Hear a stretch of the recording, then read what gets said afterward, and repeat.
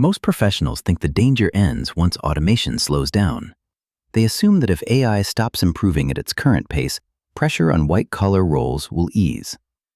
But inside the modern U.S. enterprise, an automation plateau does not restore labor value. It changes the battleground. The first phase of automation is substitution. The second phase is institutional redesign. And that second phase can be even more dangerous for professionals earning $100,000 to $150,000 a year. When automation is advancing quickly, leadership experiments. Budgets are exploratory. Pilots are tolerated. Managers are unsure which workflows can actually be moved from labor to software. But once automation plateaus, uncertainty drops. The technology no longer needs to improve dramatically to create damage. It only needs to be stable enough and cheap enough for finance, operations, and procurement to redesign the organization around its current limits. That shift turns tentative software usage into a cost architecture decision with payroll consequences. That is the mechanism most professionals miss. The real enterprise threat is not infinite technical progress. It is the moment firms stop waiting for better tools and start rebuilding compensation structures around the tools they already have. Once that shift begins, value does not flow back to labor. It flows towards system owners, budget controllers, and the operators who sit at the junction between software output and business consequence. In the first wave, companies ask whether software can perform a task. In the plateau phase, they ask a more important question: how much human payroll was only necessary because the system used to be weaker? That question hits the salary-heavy coordination layer first. Analysts, project managers, operations leads, reporting owners, implementation managers, and mid-level strategy staff often survive early automation because firms are cautious. They become vulnerable later when caution turns into design discipline. This is why a plateau can intensify role compression. Once capabilities stabilize, firms can standardize around them. Governance teams create approved workflows. Legal defines acceptable use. IT locks down systems. Finance models cost savings with more confidence.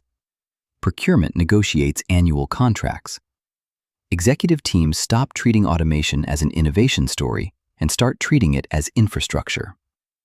At that point, the debate is no longer about possibility.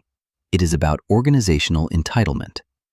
Which roles still deserve permanent salary allocation, and which roles were only temporary buffers inside a pre-automation operating model? The moment infrastructure logic arrives, excess coordination becomes a budget line rather than protection. For U.S. professionals in the $100,000 to $150,000 band, this matters because that compensation range often sits in the most exposed zone of enterprise economics. It is expensive enough to attract CFO attention, but not senior enough to possess decisive institutional protection. These roles usually coordinate, translate, synthesize, monitor, and move work across functions. But when automation plateaus, firms discover they no longer need to improve the tool in order to cut the role. They only need to narrow the role's jurisdiction. That makes displacement more common than dramatic elimination. That is where the compensation reset begins. A company may keep the title. It may keep the employee. It may even keep the headcount for a time. But the economic logic of the role changes. Promotion velocity slows because the firm can increase output without increasing managerial layers. Bonus leverage weakens because measurable productivity rises without equivalent human effort.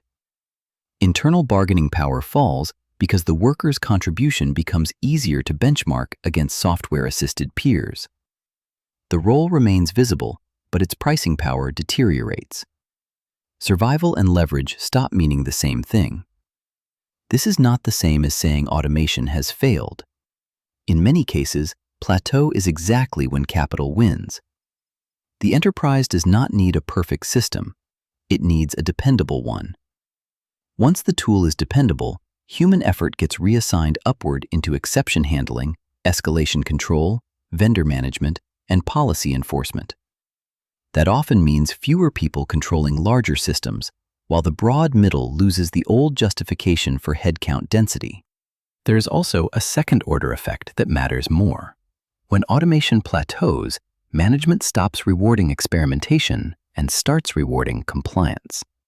Early adopters gain status because they helped the company discover possibilities.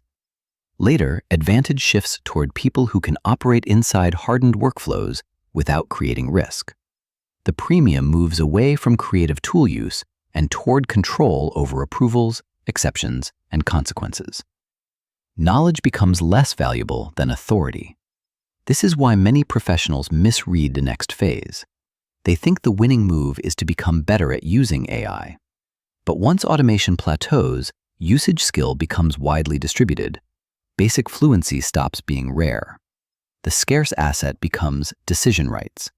Who can approve spend? Who can absorb liability? Who can override the system? Who can define when a software-generated output is acceptable? Those are the positions that retain leverage even when productivity tools become ordinary. Tool fluency becomes table stakes, while permission becomes scarcity. The exposure map is clear. The safest roles are not the ones closest to information. They are the ones closest to consequence.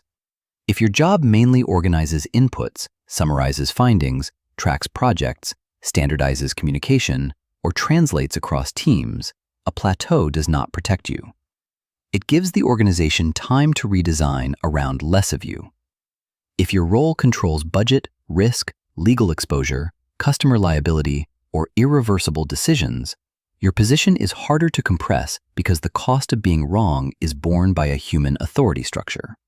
The falsifiability condition is straightforward.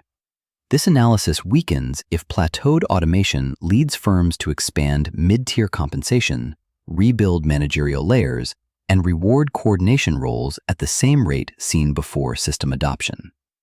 If that happens across U.S. enterprise labor markets, the compression thesis is overstated. But if companies continue flattening teams, delaying promotions, centralizing approvals, and demanding more output per salaried employee after AI capability growth slows, then the plateau was never labor's relief point. It was management's execution window. So the strategic conclusion is clear. The end of automation progress does not mean the pressure is over.